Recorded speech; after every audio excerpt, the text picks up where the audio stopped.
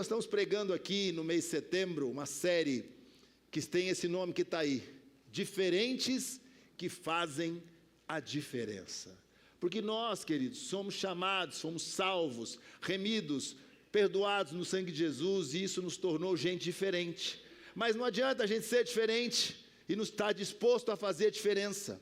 Porque, como eu digo, aquele que recebe Jesus, que é perdoado, como vimos aqui, que é salvo, lavado e remido no sangue de Jesus, tem que ser um diferente, gente boa, um diferente que as pessoas gostam de estar perto, porque tem lugar, aqui não tem, mas tem lugar que tem crente chato. Já viu? Eu creio que nunca. É difícil achar, mas tem muito crente chato. Sabe por quê? Porque não entende o que é a diferença que nós podemos fazer, não entende o que é a transformação que recebeu, a alegria da transformação de ser gente diferente que faz a diferença. Eu creio que Deus nos chamou aqui para ser esse povo diferente, mas Deus nós não chama aqui para nos sermos diferentes e ficarmos felizes com a nossa diferença. Ele nos chama para ser diferentes, mas fazer a diferença onde quer que nós possamos ir. Se você crê, diga amém. Para me convencer que você crê. Porque nós podemos e devemos e faremos a diferença para a honra e glória do Senhor. Para isso nós estamos pensando, estamos estudando, lendo o livro do profeta Daniel. É de lá que estamos tirando lição para essa diferença, é de lá que nós estamos olhando as diferenças, é de lá que nós estamos partindo para pensar em gente diferente e que faz a diferença. Porque hoje gente que fazia a diferença, queridos, era Daniel e aqueles seus 3 amigos, gente complicada que vivia num mundo complicado e que ia na contramão do mundo que vivia, gente que foi levado escravo, cativo para um lugar chamado Babilônia, um lugar onde tudo e todos era contra eles, um lugar onde tudo e todos estavam perseguindo eles, um lugar onde eles deviam ser oprimidos, eles deviam passar por dificuldade, mas foi no meio da dificuldade, da opressão, foi no meio da adversidade que eles puderam ser diferentes e fazer a diferença naquele lugar. Não é diferente para nós, queridos. Você vive no mundo, como eu vivo no mundo, não pertencemos ao mundo, mas vivemos nesse mundo. Tem muito crente desapercebido, esse tipo que eu falei agora, que aqui não tem, que chega para um cara que não conhece Jesus e fala assim: eu não sou desse mundo. O cara fala: misericórdia, Deus me defenda. Falei: eu já sabia, tu parece um fantasma, tu é muito esquisito, agora está explicado, tu não é desse mundo, eu já sabia, caiu aqui.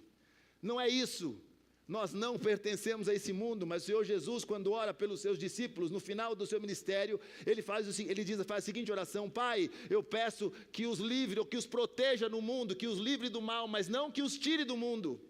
Nós estamos aqui nesse mundo, colocados nesse mundo pelo Senhor Jesus, somos capacitados para viver nesse mundo pelo Senhor Jesus, mas pelo Senhor Jesus nós precisamos fazer diferença. Não tem outro jeito, queridos. E hoje nós vamos falar especificamente do Daniel. Nós vamos falar dos 3 amigos de Daniel. Vamos pensar a princípio, a partir desses meninos. Porque lá no primeiro capítulo que nós estudamos na semana passada, ouvimos na semana passada, nós vemos a chegada de Daniel e os seus amigos na Babilônia. Nós vimos Daniel e seus amigos recebendo uma proposta difícil de recusar. Vocês têm uma mesa para comer a partir de agora, uma bebida para beber, é a comida do rei, é a bebida do rei, e está tudo à disposição de vocês. Mas diante disso, Daniel toma uma decisão corajosa. Ele chama o responsável pela comida e fala: é o seguinte, a gente não quer comer essa comida, a gente não gostaria de comer essa comida. Ele pede um pedido gentil, educado, um pedido consciente, e ele espera uma resposta. E diz as Escrituras que o coração daquele homem foi inclinado por Deus para atender o pedido de Daniel, e ele então os poupa de comer daquela mesa, daquela comida e beber daquela bebida. E ele, poupado disso, começa então uma carreira. Como eu falei, ele é matriculado na UFB. Quem sabe o que é UFB? Está vendo como o pessoal é inteligente? É o quê? Universidade Federal da Babilônia, querido. Ele é matriculado lá, ele e os meninos tudo lá. Ganharam tudo, bolsa, auxílio de transporte, vale refeição, bolsa de estudo. Ganharam tudo, ganharam tudo no processo da bolsa lá. Não tinham como dizer não para o UFB, mas tinham como dizer não para a comida que lhes foi oferecida. Um ato de coragem.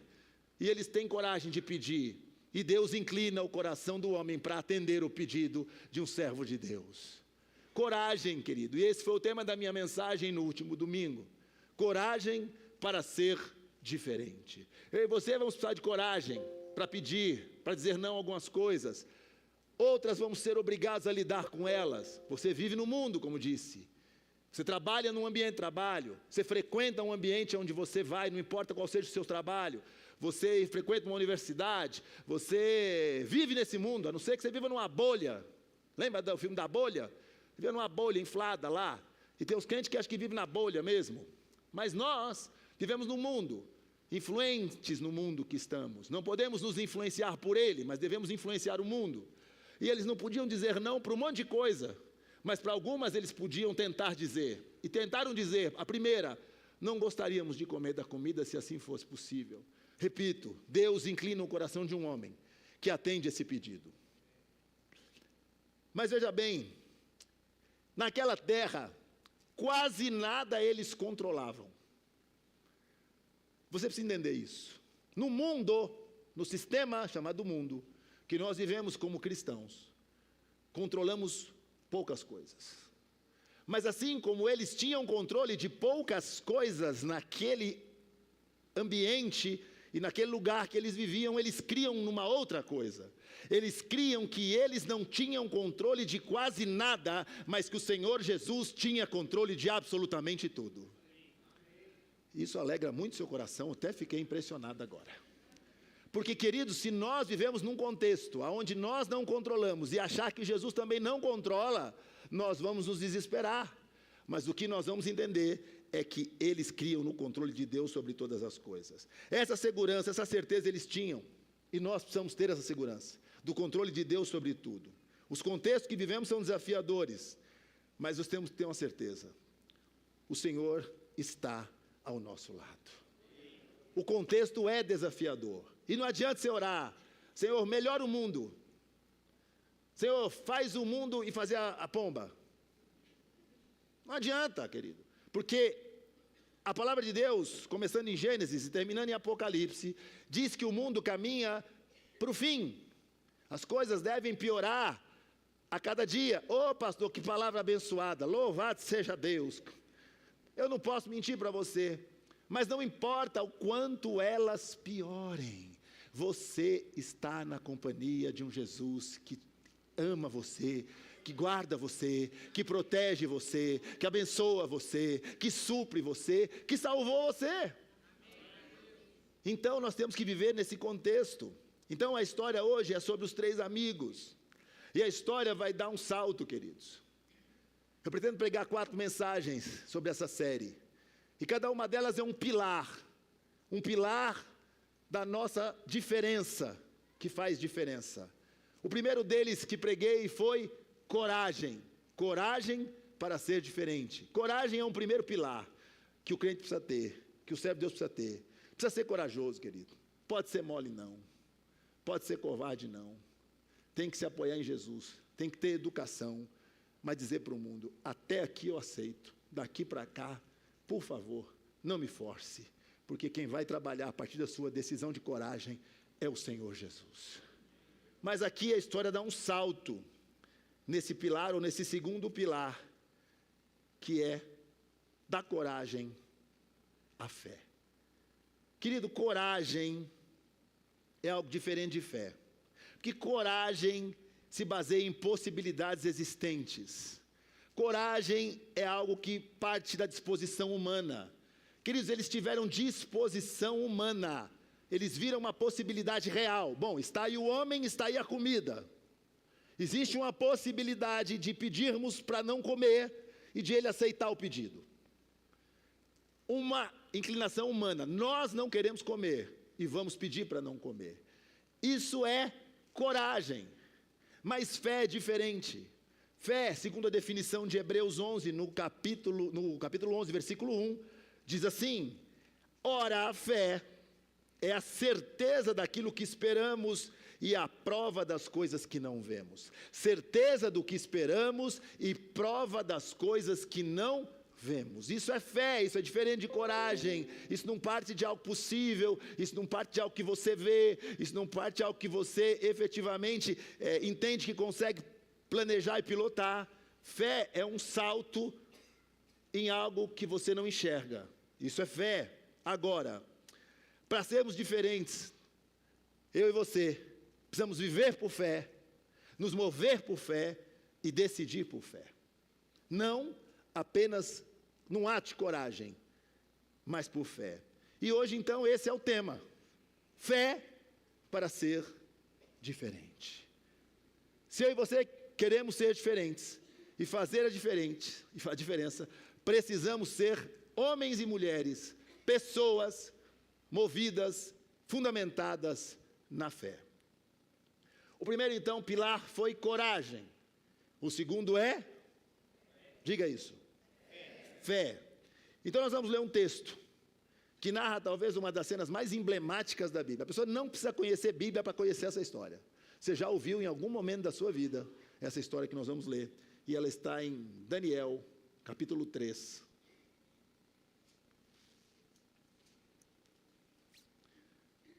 E é a história dos amigos de Daniel enfrentando uma fornalha. Quem já ouviu essa história aí, diga amém. Amém. Viu só? É uma história conhecida de todos, mas não basta conhecê-la, ela precisa nos ensinar. Então, vamos ler Daniel, capítulo 3, leia na sua Bíblia, pegue o seu bloquinho de anotar, mantenha a Bíblia aberta e prepare-se para que a gente, com muita expectativa, caminhe por essa história tão extraordinária. Diz assim, Daniel, capítulo 3. O rei Nabucodonosor fez uma imagem de ouro de 27 metros de altura e 2 metros e 70 centímetros de largura, e a ergueu na planície de Dura, na província da Babilônia. Depois convocou os sátrapas, os prefeitos, os governadores, os conselheiros, os tesoureiros, os juízes, os magistrados e todas as autoridades provinciais para assistirem à dedicação da imagem que mandara erguer. Assim, todos eles, sátrapas, prefeitos, governadores, conselheiros, tesoureiros, juízes, magistrados e todas as autoridades provinciais se reuniram para a dedicação da imagem que o rei Nabucodonosor mandara erguer e ficaram em pé diante dela. Esse é o primeiro movimento do texto. Diz assim, então o arauto proclamou em alta voz: esta é a ordem que lhes é dada, ó homens de todas as nações, povos e línguas, quando ouvirem o som da trombeta, do pífaro, da cítara, da harpa, do saltério, da flauta dupla e de toda espécie de música, prostrem-se em terra e adorem a imagem de ouro que o rei Nabucodonosor ergueu. E ele conclui: quem não se prostrar em terra e não adorá-la, será imediatamente, diga imediatamente aí, atirado numa fornalha em chamas. Por isso, diga por isso, logo que ouviram o som da trombeta, do pífaro, da cítara, da harpa, do saltério, de todas as espécies de música, os homens de todas as nações, povos e línguas prostraram-se em terra e adoraram a imagem de ouro que o rei Nabucodonosor mandara erguer. Neste momento, alguns astrólogos se aproximaram e denunciaram os judeus, dizendo ao rei Nabucodonosor: ó rei, vive para sempre. Tu emitiste um decreto, ó rei, ordenando que todo aquele que ouvisse o som da trombeta, do pífaro, da cítara, da harpa, do saltério, da flauta dupla e de toda espécie de música, se prostrasse em terra e adorasse a imagem de ouro. E que todo aquele que não se prostrasse em terra, não adorasse, seria atirado numa fornalha em chamas. Mas há alguns judeus que nomeaste para administrar a província da Babilônia, e eles são Sadraque, Mesaque e Abednego, que não te dão ouvidos, ó rei, não prestam culto aos teus deuses, nem adoram a imagem de ouro que mandaste erguer. Furioso, Nabucodonosor mandou chamar Sadraque, Mesaque e Abednego, e assim que eles foram conduzidos à presença do rei, Nabucodonosor lhes disse: é verdade, Sadraque, Mesaque e Abednego, que vocês não prestam culto aos meus deuses, nem adoram a imagem de ouro que mandei erguer? Pois agora, quando vocês ouvirem o som da trombeta, do pífaro, da cítara, da harpa, do saltério, da flauta dupla e de toda espécie de música, se vocês, diga se vocês, se dispuserem a prostrar-se em terra e a adorar a imagem que eu fiz, será melhor para vocês. Diga isso, será melhor para vocês. Mas se não adorarem, serão imediatamente atirados numa fornalha em chamas. E que Deus poderá livrá-los das minhas mãos? Essa é a pergunta. Sadraque, Mesaque e Abednego responderam ao rei: ó Nabucodonosor, não precisamos defender-nos diante de ti. Se formos atirados na fornalha em chamas, o Deus a quem prestamos culto pode livrar-nos e ele nos livrará das tuas mãos, ó rei. Mas se ele não nos livrar, saiba, ó rei, que não prestaremos culto aos teus deuses, nem adoraremos a imagem de ouro que mandaste erguer. Agora veja, Nabucodonosor ficou tão furioso com Sadraque, Mesaque e Abednego, que o seu semblante mudou. Deu ordens para que a fornalha fosse aquecida 7 vezes mais que de costume, e ordenou que alguns dos soldados mais fortes do exército amarrassem Sadraque, Mesaque e Abednego e os atirassem na fornalha em chama. E os 3 homens, vestidos com seus mantos, calções, turbantes e outras roupas, foram amarrados e atirados na fornalha, extraordinariamente quente. A ordem do rei era urgente, a fornalha estava tão quente que as chamas mataram os soldados que levaram Sadraque, Mesaque e Abednego, e esses caíram amarrados dentro da fornalha em chamas. Mas, logo depois, o rei Nabucodonosor, alarmado, levantou-se e perguntou aos seus conselheiros: não foram 3 os homens amarrados que nós atiramos no fogo? Eles responderam: sim, ó rei. E o rei exclamou: olhem, estou vendo 4 homens desamarrados e ilesos, andando pelo fogo, e o 4º se parece com um filho dos deuses, louvado seja Deus. Então Nabucodonosor aproximou-se da entrada da fornalha em chamas e gritou: Sadraque, Mesaque e Abednego, servos do Deus Altíssimo, saiam, venham aqui. E Sadraque, Mesaque e Abednego saíram do fogo. Os sátrapas, os prefeitos, governadores, conselheiros do rei se ajuntaram em torno deles e comprovaram que o fogo não tinha ferido o corpo deles. Nem um só fio de cabelo tinha sido chamuscado, e os seus mantos não estavam queimados, e não havia cheiro de fogo neles. Disse então Nabucodonosor: louvado seja o Deus, Sadraque, Mesaque e Abednego, que enviou seu anjo e os livrou seus servos. Eles confiaram nele, desafiaram a ordem do rei, preferindo abrir mão de sua vida a prestar culto e adorar outro Deus que não fosse o seu próprio Deus. Por isso eu decreto que todo homem de qualquer povo, nação e língua que disser alguma coisa contra o Deus de Sadraque, Mesaque e Abednego seja despedaçado e sua casa seja transformada em montes de entulho, pois nenhum outro Deus é capaz de livrar alguém dessa maneira. Então o rei promoveu Sadraque, Mesaque e Abednego na província da Babilônia. Amém. Que história longa, né, queridos? Mas eu li do começo ao fim, louvado seja Deus. Por que li? Porque cada passo dessa história tem para nós uma importante lição sobre fé. E uma fé sustentada em um Deus que age. Queridos, eu quero ressaltar apenas três pontos sobre fé que nós encontramos aqui. O primeiro ponto é esse: fé para não adorar. Fé para não adorar. Nós muitas vezes falamos de fé para adorar. Você precisa ter fé para adorar.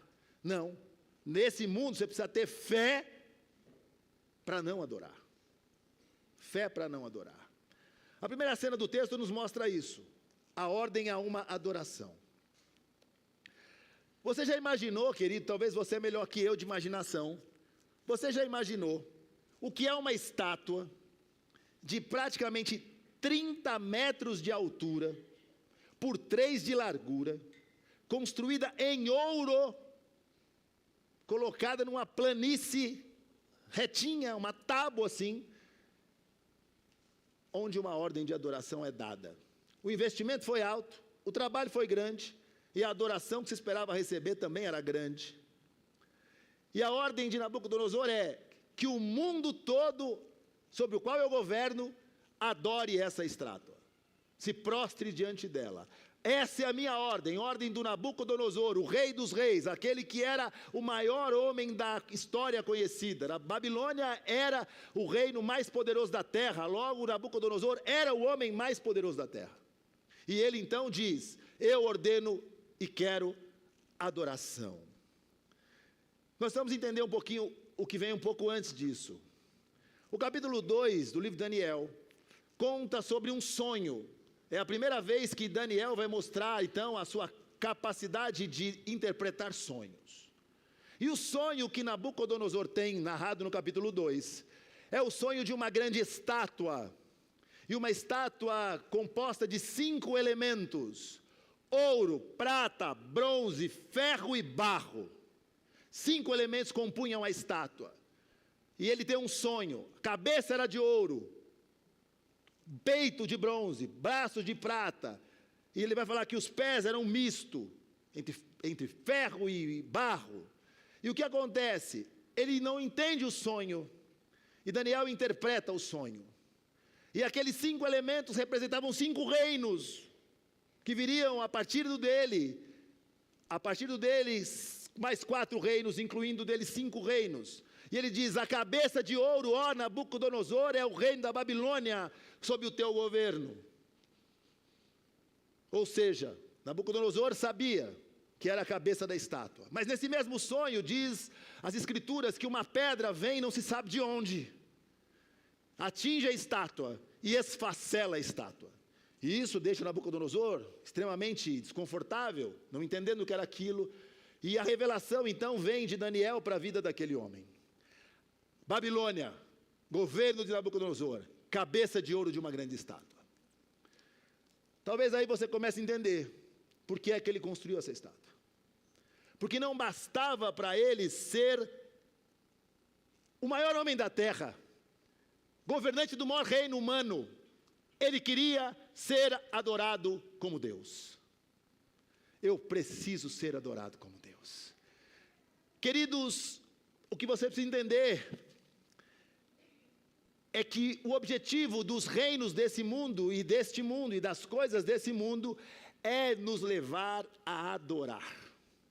Não a Deus, ao mundo e aos ídolos que ele constrói e coloca diante de nós. Sabe por quê? Porque o mundo é uma máquina de construir ídolos. O mundo é uma máquina de construir ídolos. Nós muitas vezes achamos que idolatria ou ídolo é uma imagem, até porque aqui se falava de uma estátua, mas o problema aqui não estava na estátua, o problema aqui estava na adoração. E ídolo, querido, não é estátua, imagem. A definição de ídolo é pessoa ou coisa intensamente admirada, objeto de veneração. O mundo é um grande gerador de ídolos, desde personalidades de influenciadores. Queridos, nós nunca vivemos um tempo onde uma coisa chamada internet gerou tantos influenciadores que não se tem controle disso. Antigamente, queridos, quando a gente era do tempo da cibalena, como tem uns irmãos aí que tomaram cibalena, entendeu? Não, pastor, do que se trata cibalena? Isso é um assunto para um outro dia. Mas os irmãos da cibalena, quando falavam em ídolo, falava de Erasmo Carlos, Roberto Carlos, falava de, sei lá, Vanderlei, estou indo longe, hein, gente, Vanderlei. Vanusa, estou indo longe, hein. Estou indo, o que vai para trás? Sei lá, para trás. Mas eram esses, você falava para o cara, uma pessoa dessa, a pessoa falava, sei quem é. Rapaz, hoje meus filhos falam assim, você viu a... sei lá, viu a Fernandinha? Não, quem é? E eles falam os dois assim, não, você viu como é que ela fez? Eu falo, mas quem é que eles estão falando? Que nome é esse que eles estão citando? Mas você não viu? Eu não sei quem é. Hoje você viu no shopping? Quem aqui já foi no shopping? Que você está andando no shopping, aí vem uma pessoa que tem um monte de jovem em volta. Eu fico pensando, será que é arrastão? Não é. Ele vem andando no corredor e todo mundo, tira uma foto comigo. Eu falo, quem é? Quem é? Não conhece? O velho, né? Não, é da internet. Queridos, ídolos. Pessoas que surgem aos montes e que influenciam de alguma maneira. Estou dizendo que todos são ruins, mas nunca vivemos um tempo assim. Diversidade de ídolos, de celebridades, construída para todos os tipos, gostos e vontades, todos os tipos. Mas não só, pessoas. Muitos idolatram dinheiro. Muitos têm como ídolo trabalho. Muitos têm como ídolo vaidade exagerada, que vaidade é boa, um pouquinho, né? Quando você dá um trato, dá uma arrumada, mas não pode virar escravo disso. Idolatra isso. Muitos idolatram uma autorrealização. Felicidade a qualquer preço. O importante sou eu, é comigo. Se me faz feliz, vou em busca, custe o que custar. Muitos idolatram religião. Religião vira um ídolo. Não é Cristo, não é Jesus, não é a salvação, é a religião. A religião vira ídolo. Querido, tudo aquilo que ocupa lugar no nosso coração, a primazia, aquilo que nós priorizamos antes de Deus, antes de Jesus na nossa vida, são ídolos que o mundo coloca diante de nós e nos chama a adorar. Nós só vamos dizer não a esse tipo de adoração se nós formos movidos por fé. Sabe o que Nabucodonosor queria? Ele não queria que a estátua fosse adorada. Ele queria usurpar o lugar de Deus. Sabe quem fez algo parecido com ele? O capeta. Conhece? Não. Satanás. Conhece? Não. Não conhece. Nunca ouviu falar. Um anjo que olhando para a glória de Deus, fala, coisa boa é isso aí, eu quero ser assim, eu queria estar nesse trono aí. Sabe qual foi a punição desse anjo? Ser jogado do céu com 1/3 dos anjos que o acompanharam nessa decisão. Que ser adorado. O inimigo das nossas vidas quer ser adorado. Como não pode? Constrói um sistema que coloca diante de nós ídolos para adorar, mas em nome do Senhor Jesus, cada um que aqui está, vai dizer não a essa adoração, sustentado pela fé em um Jesus vivo, poderoso, e que nos faz companhia para dizer não à adoração em nome de Jesus. Não é tempo de adorar algo que não seja o Senhor. Esses meninos disseram não. Não permita que nada ocupe o lugar de adoração a Deus no seu coração. Você entendeu? Diga amém.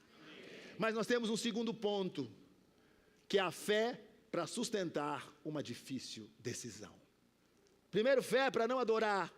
Agora, fé para sustentar uma difícil decisão. Queridos, olha o que acontece.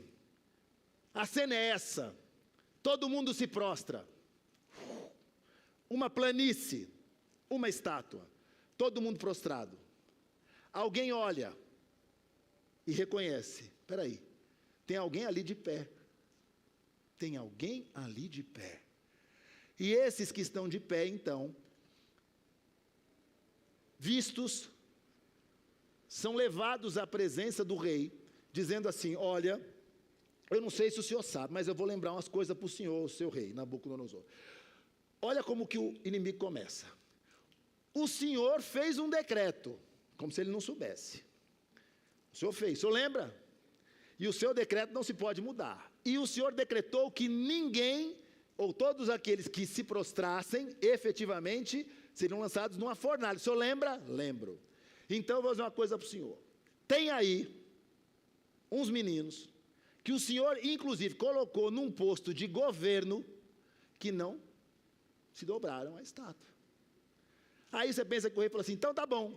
Então joga eles na fornalha e queima. Churrasquinho, Sadraque, Mesaque e Abednego. Não. Sabe o que ele faz? O que o texto diz? Tragam eles para mim.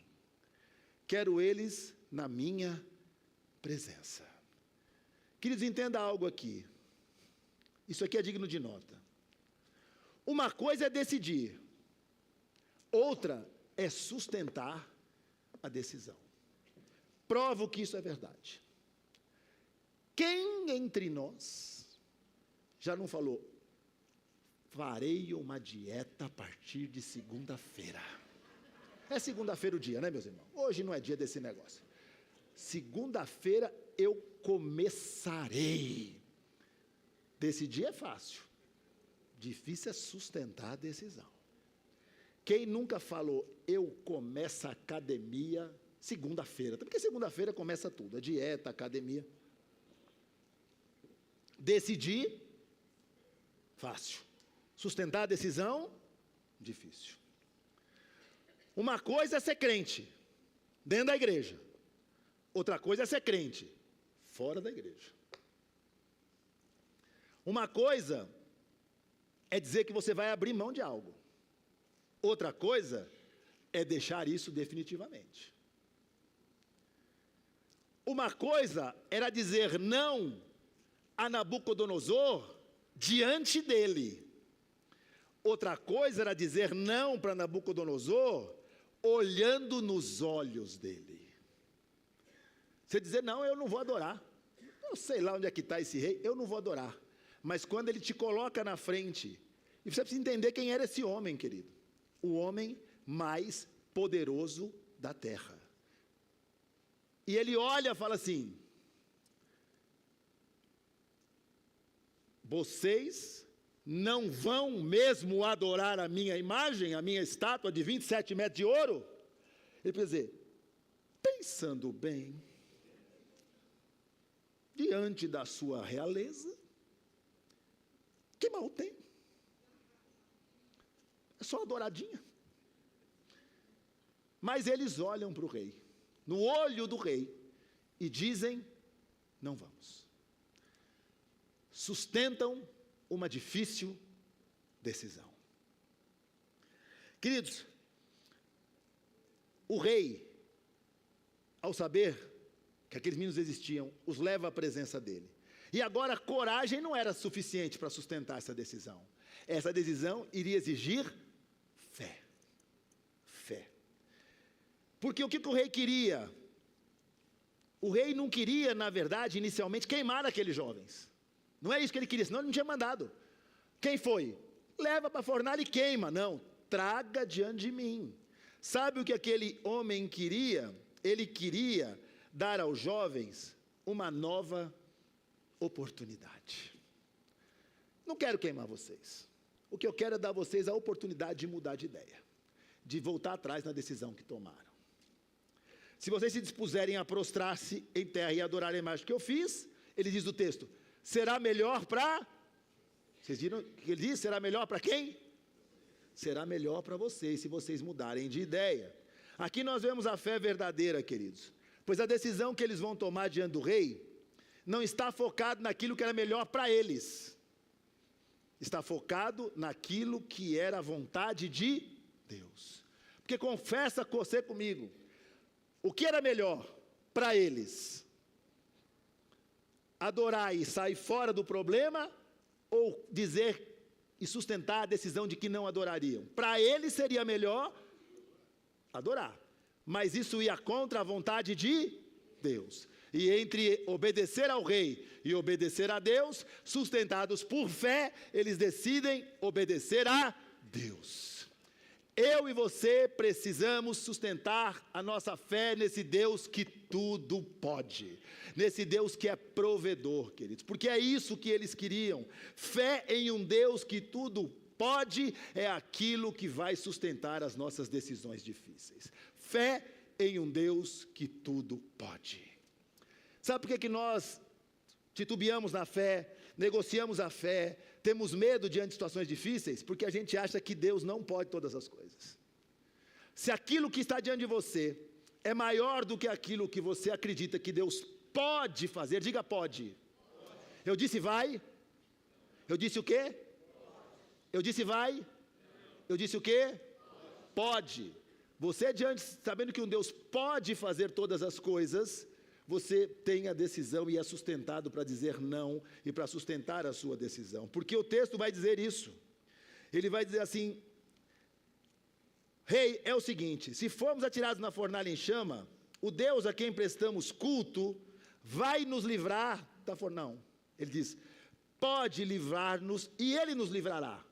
Mas ele diz, olha aqui, pode livrar-nos, mas ele nos livrará, capítulo 3, versículo 18. Mas uma coisa chama a atenção da nossa aqui, ele não fala assim, nos livrará da fornalha. Olha o que diz o texto. Olha aqui, ele nos livrará das tuas mãos, ó rei. Ou seja, ele tem poder suficiente para nos livrar. Eles tinham fé nisso, eles criam naquilo que não viam e entendiam o que não enxergavam. Como é que ele vai nos livrar? Ou você acha que eles... Não, vamos entender o seguinte, nós vamos falar que ele vai livrar, porque a gente já sabe como é que ele vai fazer. Ele vai fazer assim, a fornalha vai apagar, na hora alguém não vai jogar a gente para lá. Eles não tinham e nem sabiam como. Eles sabiam que Deus podia e poderia fazer como ele quisesse. Mas o que Deus podia também, como ele diz, era não livrar. Ele pode, mas se não livrar, o que ele vai dizer? Se ele livrar, ou se ele não livrar, nós vamos continuar firmes no nosso propósito. E o que ele vai nos livrar? Talvez não da fornalha, mas com certeza das mãos do rei. Das mãos do rei ele nos livra. Eles não dizem que esse Deus nos livra somente na fornalha, mas Deus nos livrará das tuas mãos. Será que o que vai nos sustentar e manter decisões difíceis é a certeza que as nossas vidas estão realmente nas mãos desse Deus? Porque é isso, nas mãos de quem nós estamos? De Jesus Todo-Poderoso? Será que as nossas decisões estão alinhadas com a vontade de Deus para a nossa vida? Eu estou seguro nisso que fiz, porque eu estou alinhado com a vontade de Deus. Uma segurança inabalável. Será que nós estamos tão seguros quanto esses jovens, de saber que mesmo se a vida nos for tirada, e nós estivermos no centro da vontade de Deus, nós estaremos para sempre com Ele, louvado seja o nome do Senhor. Será que nós temos essa convicção e esta fé para poder viver, queridos? E a pergunta é essa, responda para você, eu respondo para mim. Você tem essa fé? Essa segurança em Jesus? Essa certeza de vida eterna? Mas a história é clara, e nós sabemos que eles não foram poupados da fornalha. E eu termino falando sobre fé para enfrentar a fornalha. Fé para enfrentar a fornalha. Porque o texto diz claramente, que diante deles dizerem isso, diz o texto, Nabucodonosor, no versículo 19, ficou tão furioso, que ele estava bravo, agora ele ficou tão furioso, que ele aquece a fornalha 7 vezes mais. Tamanha ódio e a ira dele sobre aqueles jovens. O texto diz, extraordinariamente quente.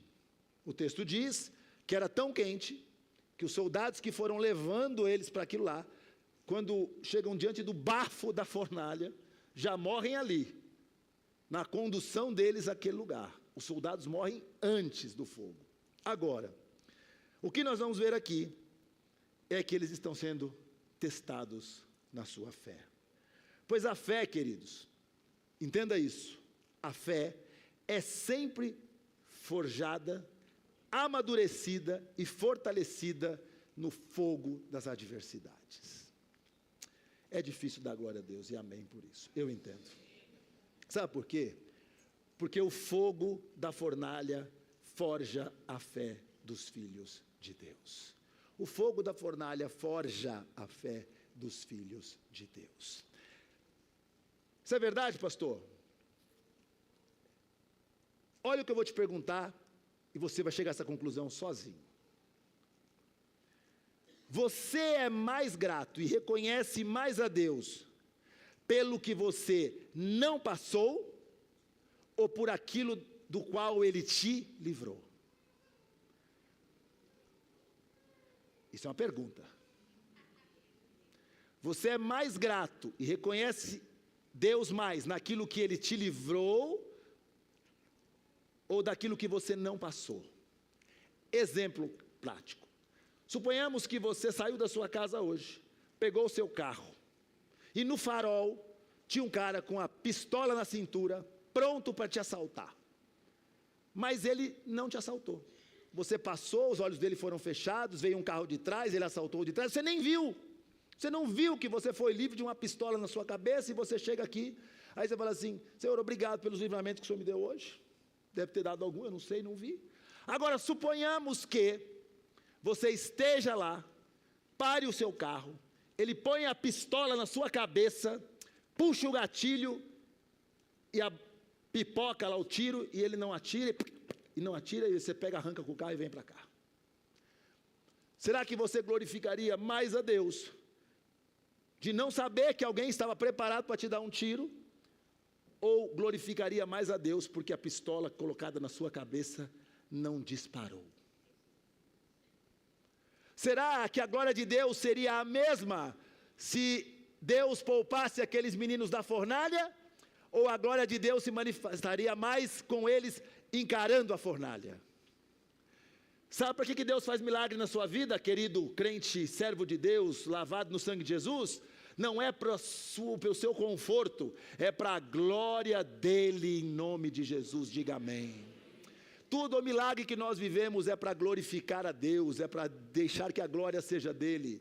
E esses meninos então, fazem daquilo um testemunho, eles são jogados lá. Mas sabe por que Nabucodonosor estava irado? Talvez você fale: por que não adorou a estátua, pastor? Isso é óbvio. Não. Nabucodonosor estava irado porque ele não conseguiu controlar a mente, a vida, o coração daqueles jovens, porque eles tinham uma fé e a sua fé os levava a agir diferente. Aquele rei pensava assim: eu consegui arrancá-los da terra deles com a força do meu braço. Chegando aqui, eu mudei o nome deles, porque você sabe que o nome deles foi mudado pelo rei. O rei é quem deu o novo nome a eles. Eu os fiz estudar na escola que eu quis. Eu mandei eles morar na casa que eu determinei. Eu mandei isso, eu mandei aquilo, e tudo isso eu consegui. Mas não é possível que eu não consiga mudar o coração desses jovens. Queridos, sabe o que o mundo quer? Mudar o meu e o seu coração, mudar os nossos valores. E a ira de Nabucodonosor era que tudo ele conseguiu mudar, mas não conseguiu mudar o coração daqueles jovens, o caráter daqueles jovens. Caráter é diferente de reputação. Caráter é o que você é quando ninguém vê. Reputação é aquilo que pensam sobre você. Manter a reputação era muito fácil. Hoje a gente vai lá e se prostra, fala: olha aí, os meninos são bonzinhos, os meninos são legais, os meninos estão aí. Mas eles não estavam preocupados com a reputação, eles estavam preocupados com o caráter, e o caráter deles foi forjado por Jesus Cristo. O teu caráter foi forjado por Jesus Cristo. Você não foi chamado para agradar o mundo, você não foi chamado para deixar ninguém feliz com as suas atitudes certas. Você foi chamado para ser sustentado pela fé em Jesus. Você foi levantado para ser coluna nesse mundo. Você foi levantado para você fazer diferença nesse mundo. Você foi chamado para você entender que a fé floresce em meio à adversidade. Sabe por que nós enfrentamos a adversidade? Para que a nossa fé floresça. Porque é na hora da prova, é na hora da dor, é na hora da solidão, é na hora onde falta o dinheiro, é na hora onde falta a saúde, é na hora onde falta a companhia, é na hora onde falta o amigo, é na hora onde falta o trabalho, é na hora onde falta que você é suprido pelo Jesus Todo-Poderoso. A fé floresce no meio da adversidade. Mas diz o texto que após eles entrarem lá, Nabucodonosor não vê homens em chama, mas vê um quarto homem. Um quarto homem. O apóstolo Paulo, quando termina a sua vida, escreve sua segunda carta ao seu discípulo e jovem pastor Timóteo, dizendo assim: combati o bom combate, terminei a carreira, mas guardei a fé. Guardei a fé. A vida do apóstolo Paulo não foi fácil. As adversidades foram companhia de Paulo do primeiro dia da sua conversão até o dia da sua partida. Mas em tudo, ele sustentou pela fé. Pela fé. A minha pergunta se parte de um princípio. E o princípio é o princípio do quarto homem, daquele que estava com eles dentro da fornalha. Porque Nabucodonosor diz, tem um homem lá, que não estava lá, e ele tem a aparência dos deuses. É conhecer esse homem, é ter fé nesse homem, é viver na companhia desse homem, é crer na intervenção desse homem, que fará de nós pessoas diferentes, capazes de fazer diferença. E eu pergunto a você, e essa pergunta eu gostaria de fazer olhando nos seus olhos: você conhece esse homem? Você pode contar com a companhia desse homem nos momentos mais desafiadores da sua vida?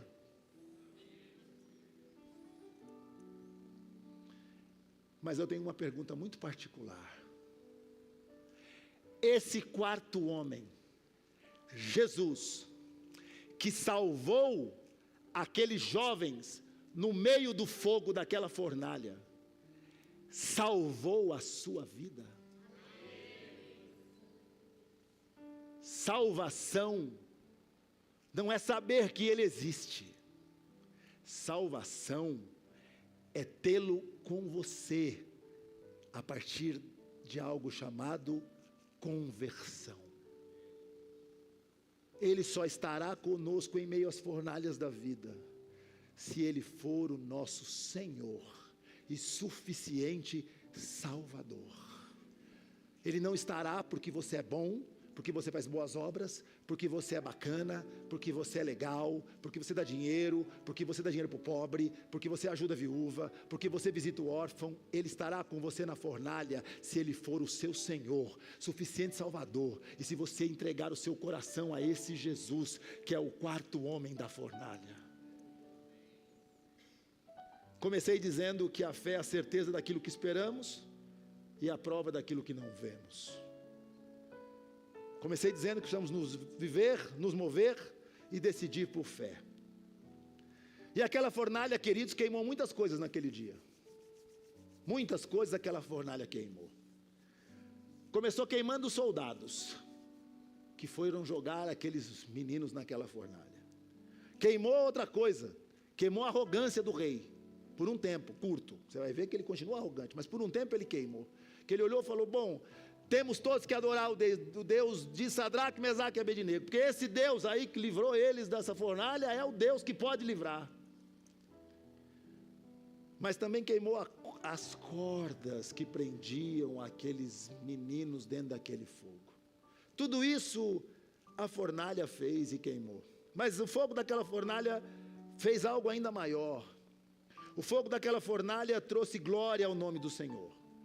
O fogo daquela fornalha exaltou o seu poder. O fogo daquela fornalha destacou a fé que aqueles jovens tinham no Deus que eles confiavam. E o fogo daquela fornalha terminou promovendo aqueles jovens a posições mais altas no reino da Babilônia. Continuavam no mundo, inseridos num contexto contrário, mas agora em posição de influência ainda maior. Queridos, o mundo é uma máquina de construir ídolos. Quais são aqueles que você tem que arrancar do seu coração? O que vai sustentar nossas difíceis decisões é uma fé. Fé em um Deus que tudo pode. Entenda, a fornalha e a dificuldade que você vive com um objetivo. Que a sua fé seja forjada, porque você é um filho de Deus. E conta com a companhia desse Deus. E entenda que é em meio a essa adversidade que essa fé vai florescer para a glória do Senhor Jesus. Fecha os teus olhos.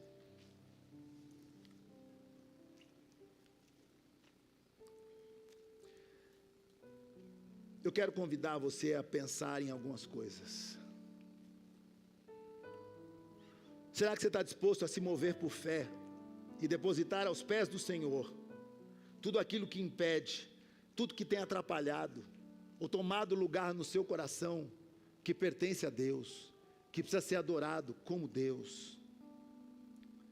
Será que hoje você fala, Senhor, eu estou aqui, diante de decisões tão difíceis que eu preciso tomar, e eu tenho tantas dúvidas, tantos medos de tomá-las, Senhor.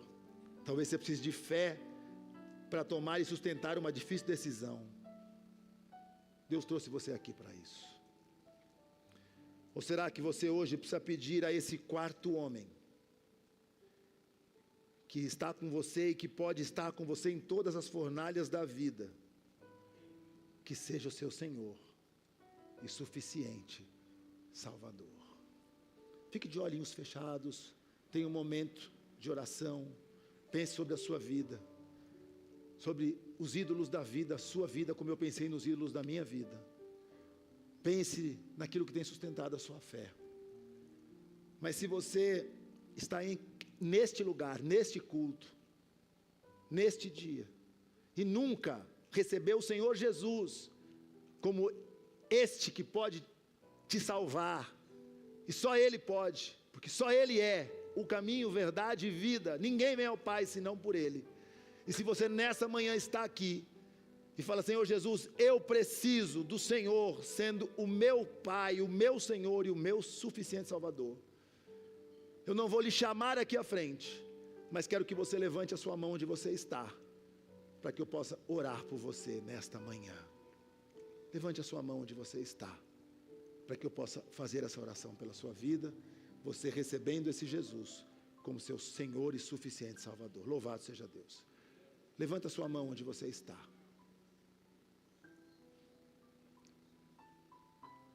Amém. Fica de pé, querido. Todos vocês, fiquem de pé.